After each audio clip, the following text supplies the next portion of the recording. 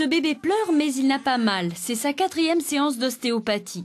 Lucas a 4 mois. Il est né avec une plagiocéphalie, une déformation du crâne et souffre d'un blocage sévère du dos, ce qui risque de provoquer chez lui un retard dans son développement moteur.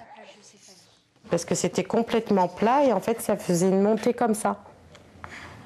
Donc au départ le gynécologue m'avait parlé de la ventouse parce que j'ai eu un accouchement assez difficile. Et en fait, non, c'était pas la ventouse, c'était parce qu'il était resté coincé dans mon ventre, quoi. Le travail de l'ostéopathe consiste à rééquilibrer l'enfant en douceur, comme le ferait un mécanicien. L'objectif étant aussi de prévenir des dysfonctionnements futurs. On peut diminuer tout ce qui est dyspraxie diverse.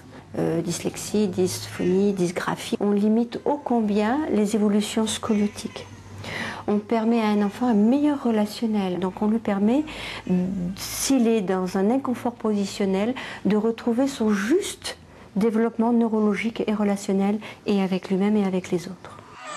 Intervenir dès la naissance pour une meilleure efficacité, c'est ce que souhaitent les ostéopathes. Mais la loi limite leur pratique sur les enfants de moins de 6 mois.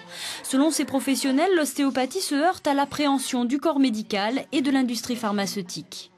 Cette façon de travailler est une façon qui est complètement écologiste, on n'utilise pas de médicaments, on n'utilise pas de seringues, on n'utilise pas de produits chimiques, on n'utilise rien, juste, et on prend on regarde dans la nature, la façon dont la nature se développe.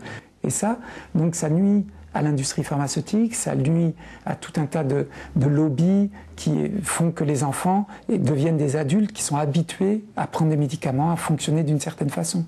Les études ont prouvé que si l'ostéopathie se développait dans son domaine de compétences, ça coûte 7 fois moins cher que la médecine actuelle qu'on a en France. Donc il ne faut pas perdre tous les progrès énormes qu'a fait la médecine pendant ces temps-là, mais nous on dit on peut apporter un petit plus qui est bien dans l'air du temps.